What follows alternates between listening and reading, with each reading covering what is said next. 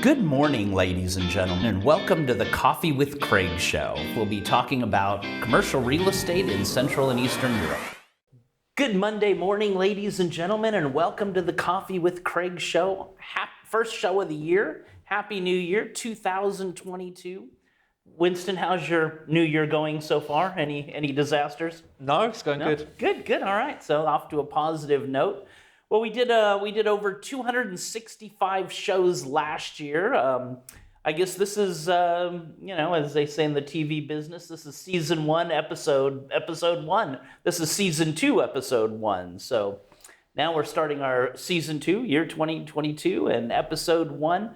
Thank you for all joining us today. It's going to be, I think, a short week. I don't know if it's just in Poland, but in maybe all of Europe, because the 6th is a holiday, so it's I think it's the Three Kings Day, or the Orthodox are celebrating this Christmas, and then Friday seems to be a holiday as well.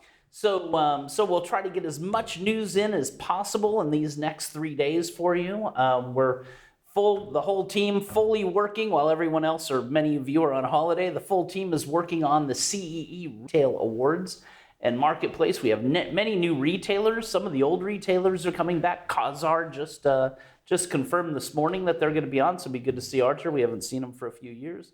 Many new sponsors, of course, retailers coming to the market, some old ones, some new ones, looking for opportunities, looking for expansion. So we got that going on.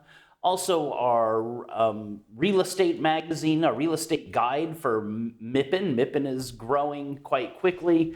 They're always sending us new press releases. Things are going well there, and it's supposed to be a bigger attendance than before COVID. So we'll see how that goes.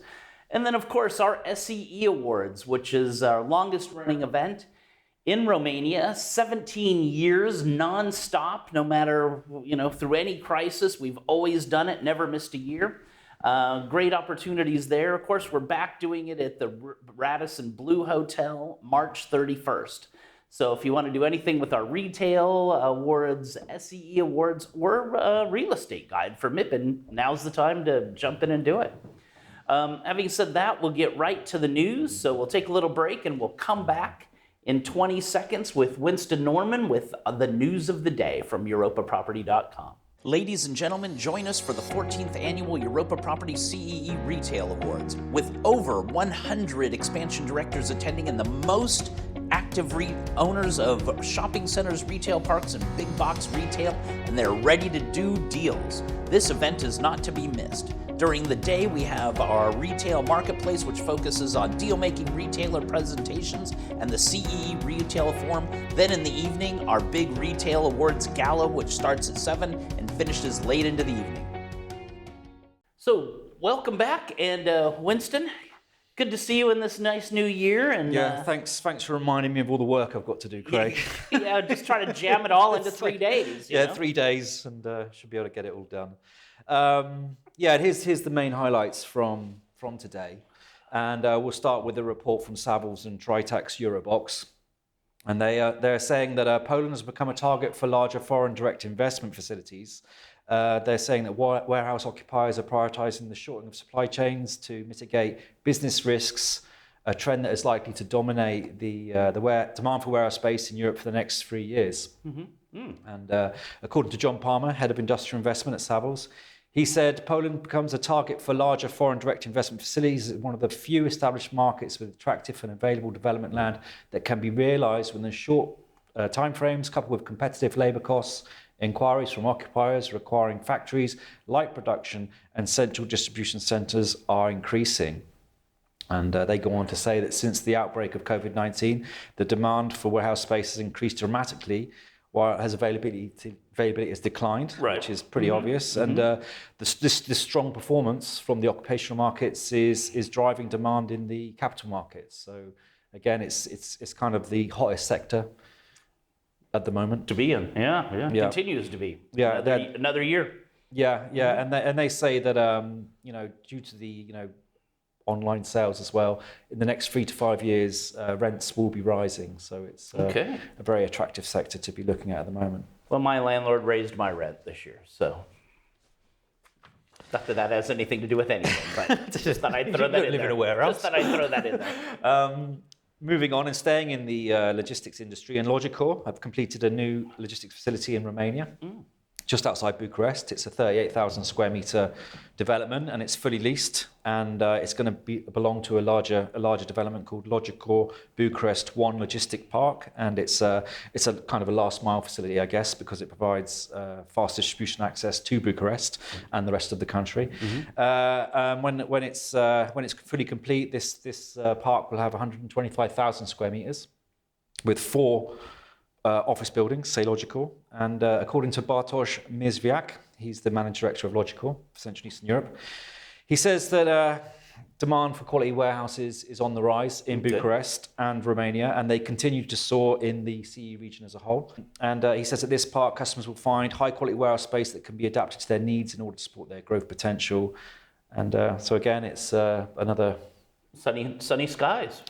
Well, it's as with all these developers throughout the region, there's a lot of development going on, and it doesn't seem to be slowing down anytime soon. No, absolutely not. Staying in Romania and going to another warehouse developer and CTP, one of the biggest ones in Romania. They've taken over a new warehouse, so this time they're not building, they're actually acquiring, and they've acquired one from the retailer Mob Expert.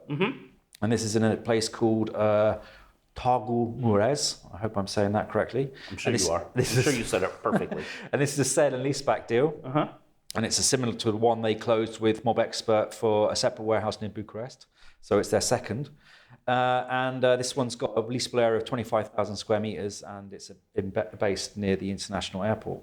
And CTP now has a portfolio in Romania around 2 million square meters in 14 cities.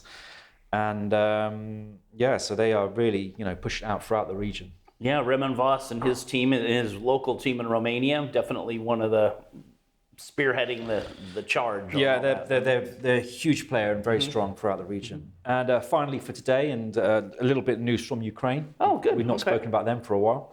And the EBRD and one of Ukraine's leading private providers of postal service, Nova Poshta, have signed a 30 million euro loan agreement to support the company's expansion, and the loan will be used to build an innovative and automative sorting hub in the south central Ukrainian city of Dnipro. And this state-of-the-art facility will be able to create a more efficient fleet with deliveries, and it's set to reduce CO2 by around, or help save energy, or less fuel, of around 1,570 tons of CO2 annually. So it's an environment-friendly new logistics hub. Well, it sounds like a lot of CO2. I wouldn't want that hitting me on the head. A lot less CO2, Craig. CO2, yeah, exactly. So that's all we have for the day. All right. That's all the news for today. Well, good to hear that Ukraine's doing so well, or doing better. We've got our first sponsor in a while to the Retail Awards from Ukraine, so good to have them, NAI Ukraine, so great to have them on board.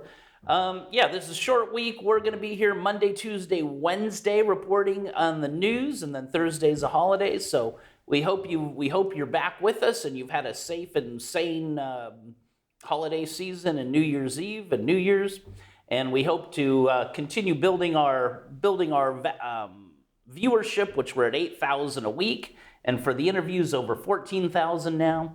So if you're looking to do any, if you'd like to come on the Coffee with Craig show, we have some one-week partnerships and sponsorships with some advertising, with some interviews. We definitely like to have you all involved because that makes it a lot more fun. And hitting some of the numbers we're hitting, we're obviously getting to pretty much most everyone in the sector. So, okay, and we'll so enjoy the rest of the day, and we will see you Tuesday morning for Season 2, Episode 2. Enjoy the rest of the day. Click here to subscribe to the Coffee with Craig show, and don't forget to share it with your friends.